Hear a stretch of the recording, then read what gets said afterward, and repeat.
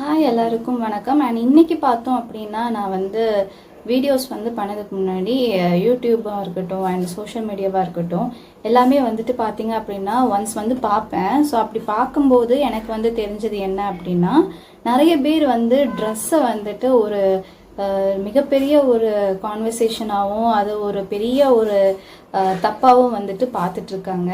பெண்கள் இந்த மாதிரி தான் ட்ரெஸ் போடணும், இதுக்கு இவங்க வேற ஏதாவது ட்ரெஸ் போட்டாங்க அப்படின்னா அது ரொம்ப கவர்ச்சியாக இருக்குது அந்த மாதிரிலாம் சொல்கிறாங்க. ஆக்சுவலாக பார்த்தோம் அப்படின்னா பல கோயில்கள் எடுத்துக்கோங்க, இல்லை பழைய பிக்சர்ஸ் இதெல்லாம் பெயிண்டிங்ஸ் இதெல்லாமே பார்த்தீங்க அப்படின்னா பெண்கள் பார்த்தீங்க அப்படின்னா மோஸ்ட்லி நம்மளை மாதிரி ட்ரெடிஷ்னலாக இப்போ வியர் பண்ணுற மாதிரிலாம் அப்போல்லாம் சாரீ வியர் பண்ணியிருக்க மாட்டாங்க. அப்போல்லாம் சாரியே வியர் பண்ணது கிடையாது நம்ம தமிழர்கள். ஆனால் இப்போ என்ன சொல்கிறாங்க அப்படின்னா, ஆண்கள்லாம் சொல்கிறாங்க இவங்க இந்த மாதிரி பிரிண்டட் ஷர்ட்ஸ் போட்டு வர்றதுனால எங்களுக்கு தப்பாக பார்க்க தோணுது, இல்லை அவங்க ப்ராப்பராக ட்ரெஸ் போட்டு வர்றதுனால அவங்கள பயங்கரமாக திட்டணும்னு தோணுது, பேட் வேர்ட்ஸ்லாம் வருது அப்படிலாம் சொல்கிறாங்க. ஏன் நான் இப்போ நம்ம ஒரு ட்ரெஸ் போட்டோம் அப்படின்னா, இப்போ சாரீ போட்டால் அவங்க ரொம்ப நல்ல பொண்ணு, அடக்க ஒடுக்கமான பொண்ணு அப்படின்னும், வெஸ்டர்ன் ட்ரெஸ் போட்டால் அவங்க எப்போவுமே திமிரா இருக்கிற ஒரு கேரக்டர் அப்படிங்கிற மாதிரியான ஒரு ஜட்ஜ்மெண்ட் வைக்கப்படுது பெண்களுக்கு மத்தியில்.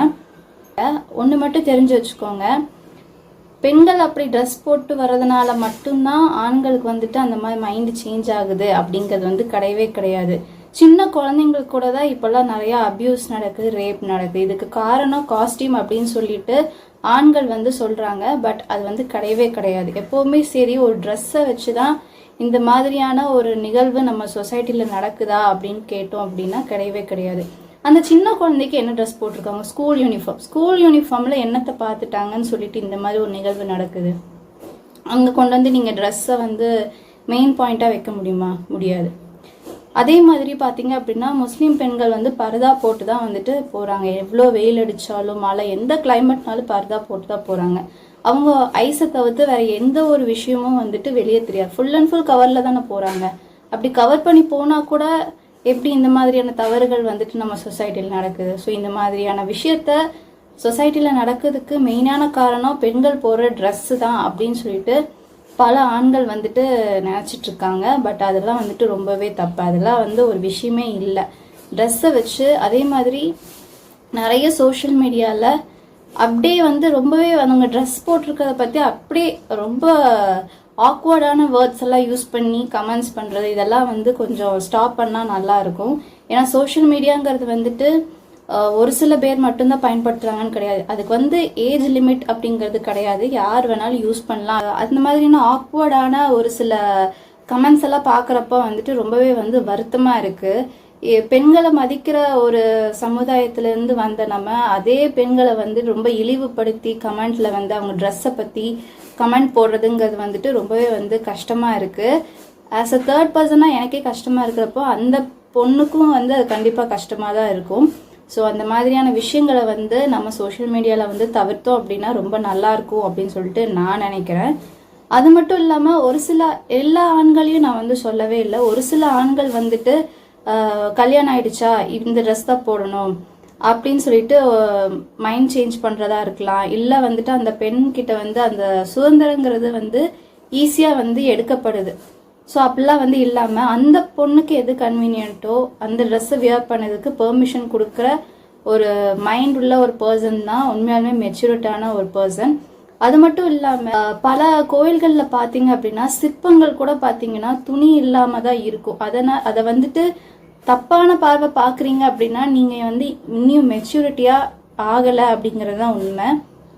அது மட்டும் இல்லாமல் நீங்கள் அதெல்லாம் கடந்து போகிறது தான் வாழ்க்கை அப்படிங்கிறது தான் நம்ம முன்னோர்கள் சொன்ன ஒரு விஷயம். ஒரு சிற்பத்து மூலயமா நமக்கு சொன்ன விஷயம் என்ன அப்படின்னா, இதெல்லாம் கடந்தது தான் ஒரு நல்ல லைஃப்பை நமக்கு கொடுக்கும் அப்படிங்கிற ஒரு மெசேஜோட தான் அவங்க அந்த சிற்பங்களாக இருக்கட்டும் பிக்சர்ஸாக இருக்கட்டும் அது எல்லாத்தையுமே நமக்காக விட்டுட்டு போனால் அந்த பிக்சர்ஸு சிலைகள் இதெல்லாமே சேர்ந்து நமக்கு கற்றுக் கொடுக்குற விஷயம் அதுதான்.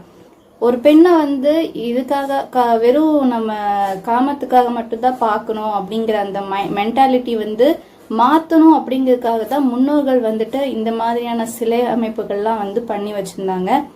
பட் அதவே வந்து அது கோயிலில் இருக்கிறதுனால அது கண்டிப்பாக தப்பான ஒரு விஷயமா பிறர் வந்து எடுத்துக்க கூடாது அப்படிங்கிற ஒரு நல்ல எண்ணத்துல தான் நம்மளுடைய முன்னோர்கள் வந்து கோயிலில் கூட இந்த மாதிரியான சிற்பங்களை வந்து வடிவமைச்சு வச்சாங்க. ஆனால் பார்த்தோம் அப்படின்னா அதை வந்து ரொம்ப ஆக்வர்டாக ஃபீல் பண்ணி ஆண்கள் வந்துட்டு தப்பாக எடுத்து அந்த மாதிரியான விஷயங்கள் பண்ணுறப்போ அது வந்து ரொம்பவே கஷ்டமாக இருக்குது. இது வந்துட்டு நான் ஒரு இம்மெச்சூரிட்டினஸை தான் காட்டுது. மெச்சூரிட்டி ஒரு நல்ல விதமாக பார்க்குறப்போ அதுக்கு நமக்கு வந்து ரொம்ப அழகாக தெரியும், நல்லதாக தெரியும். பட் அதே இது நம்ம தப்பாக பார்க்குறோம் அப்படின்னா கண்டிப்பாக அது வந்துட்டு என்ன ஒரு நீட்டான ட்ரெஸ் போட்டு போனாலுமே வந்து அது நமக்கு தப்பாக தான் தெரியும். ஸோ நம்ம பார்க்குற கண்ணோட்டத்தை மாற்றணும் அப்படின்னாலே வந்துட்டு எந்த ஒரு பிரச்சனையும் வராது. ட்ரெஸ்ஸை பொறுத்த வரைக்கும் ட்ரெஸ் அப்படிங்கிறது வந்துட்டு இப்போ தான் வந்துட்டு நாகரிக வளர்ச்சிப்படி போயிட்டுருக்குது. அப்படிங்கிறதுனால இது வந்து பார்த்தீங்க அப்படின்னா இது நம்ம இந்தியாவில் தான் வந்து அதிகமாக இந்த மாதிரி ட்ரெஸ்ஸை வச்சு கான்வர்சேஷன்லாம் நிறையா போயிட்டுருக்கு. நிறையா ப்ராப்ளம் வந்து ட்ரெஸ் ரிலேட்டடாக வந்துட்டுருக்கு. ஆனால் இது ஃபாரின் கண்ட்ரீஸ்லாம் எடுத்தீங்க அப்படின்னா அவங்க வந்துட்டு இந்த மாதிரியான எந்த ட்ரெஸ் போட்டாலுமே சரி அவங்க வந்துட்டு முழு சுதந்திரம் கொடுப்பாங்க. அண்ட் பார்க்குறதும் பார்த்தீங்கன்னா அந்த மாதிரியான ஒரு அப்ரோச்சஸில் பார்க்கவே மாட்டாங்க. ஸோ எப்போவுமே சரி நம்ம பார்க்குற விதத்தில் தான் இருக்குது. ட்ரெஸ்ஸை வந்து ஒரு கான்ட்ரவர்சியாக எடுத்து பேசி அதை வந்து ஒருத்தங்களை பழிச்சு சொல்கிறதோ இல்லை அவங்களோட கேரக்டர் வந்து ட்ரெஸ்ஸை வச்சு ஜட்ஜ் பண்ணுறதோ அது மட்டும் நம்ம வந்து தவிர்த்துக்கிட்டோம் அப்படின்னா ரொம்பவே வந்து நல்லா இருக்கும். எல்லா ஆண்களையும் சொல்லலை, ஒரு சில ஆண்கள் வந்துட்டு இந்த மாதிரியான ஒரு விஷயம் பண்ணும்போது அது பெண்களுக்கே வந்துட்டு பார்த்தீங்க அப்படின்னா முகம் சுளிக்கிற மாதிரியான ஒரு விஷயமா தான் இருக்குது. அண்ட் இப்படி போட்டு போனால் சேஃப் இல்லை அப்படிங்கிறதுக்காகவே வந்துட்டு நிறைய பெண்களுக்கு வந்துட்டு மைண்ட் வந்து ரொம்பவே டிஸ்டர்ப் ஆகுதுன்னு தான் சொல்லணும். அவங்களோட மென்டல் ஸ்ட்ரெஸ் இது எல்லாமே வந்து கிடைக்குது. ஒரு ட்ரெஸ்ஸை வச்சு கலாய்க்கிறதா இருக்கட்டும், ஒரு ட்ரெஸ்ஸை வச்சு அவங்கள ஜட்ஜ் பண்ணுறதா இருக்கட்டும், அது ஒரு பெண்ணை வந்து எவ்வளோக்கு எவ்வளோ பாதிக்குங்கிறது வந்து பல பேத்துக்கு வந்து தெரியலை. பட் அதெல்லாம் வந்து பண்ணாதீங்க. எப்போவுமே சரி அவங்களுடைய விருப்பத்துக்கு அது ரொம்ப வந்து ஆக்வர்டாக இருக்குது அப்படிங்கிற பட்சத்தில் நம்ம வந்து சொல்லலாம், இது ரொம்ப ஆக்வர்டாக இருக்குமா அப்படின்னு சொல்லிட்டு சொல்லலாம். பட் நல்லா நீட்டாக தான் இருக்குது, அவங்க வெஸ்டர்ன் ட்ரெஸ் போட்டாலுமே நல்லா நீட்டாக தான் போடுறாங்க அப்படிங்கிற பட்சத்தில் தயவு செஞ்சு இந்த மாதிரி கமெண்ட்ஸ் வந்து பண்ண வேண்டாம்.